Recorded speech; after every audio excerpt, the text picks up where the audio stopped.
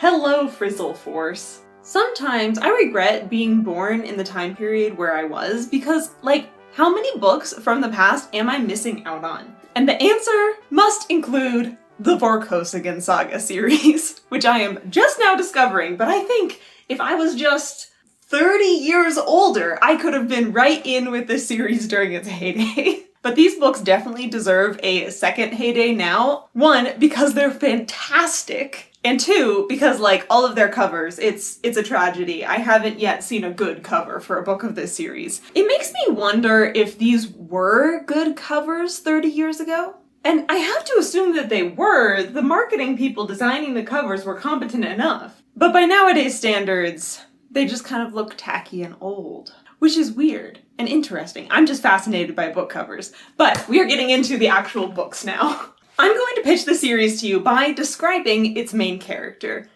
and then I will get into actual plot details and spoilers for these books. Our main character is Miles Vorkosigan, and the more I get to know him, the more I love him. When I first started these books, it was so jarring to have our hero, our main character, be someone who is so blatantly disabled. Miles was born with a crooked spine and without much height. He's 5'9". It's not that I've never read books with physically disabled people. It's just that usually, if someone is the hero of the story, their handicap doesn't actually mean much in the end.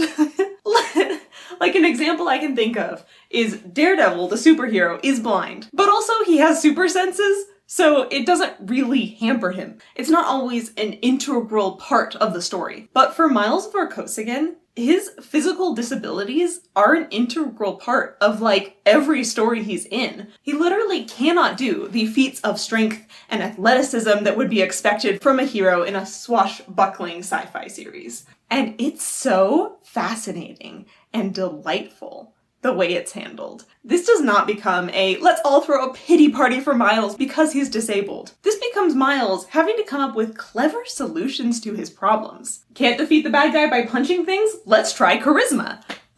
In another story, if your main character was so disfigured, it would become a tragedy, a la The Hunchback of Notre Dame. But for Miles, he gets happy endings. He gets the girl. He gets to save the day. These books aren't all sunshine and rainbows, but they're definitely playful, fun stories. And the character of Miles at the center is such a strong beat that everything marches to. He may be physically small, but his force of personality is big enough to overcome anything. I started this series with book 8, Brothers in Arms, which was okay. I wasn't confused, but I do wish that I had started the series sooner in order to get better character arc context. Because the way that the series operates is the books were not always written in order, they jump around in the series, and lots of them are their own contained adventures. You could pick up nearly any book in the series and probably have a fun time with it, but I would recommend you start with this one, so you can get the beginning of Miles's journey. So now, what are these books about, really?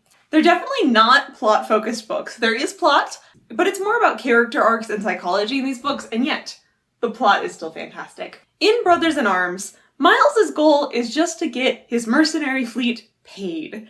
And there keeps being roadblocks, the most ridiculous one being that he discovers he has an evil clone who was created in a convoluted plot to replace Miles for political reasons. Miles, dashing hero that he is, wants to, instead of destroying his clone or whatever, rehabilitate him and set him free. In the next book, Mirror Dance, that clone, who has now been set free, decides to go steal Miles's mercenary fleet, his spaceship, in order to go back to the clone's home planet to set other clones free. And then Miles has to scramble to catch up with his own spaceship and convince everyone that that person captaining the ship is not me. One of the things that I loved about reading these books is the contrast and parallels between Miles, our main character, and Mark, who is the clone. Because these two characters, in a lot of ways, are so similar. They are both very protective and going on these crusades to save people. They have similar body languages and habits. And above all, they're both going through crises of identity. The clone, Mark, quite understandably, has been raised to fake being Miles his whole life, and now that he's been set free, spends a little bit of time trying to get his feet and figuring out what do I want for myself.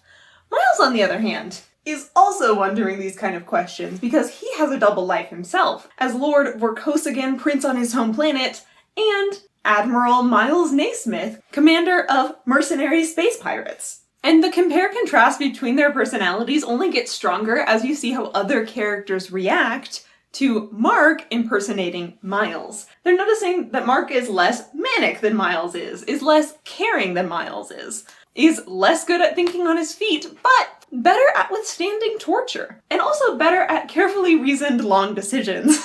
That's interesting for me reading the book, but it's also fascinating to see Mark realizing these things. Because the thing about the side characters is, everyone loves Miles. Like I said, his force of personality is just so big, you can't help but love him, including the reader. Everyone hates Mark.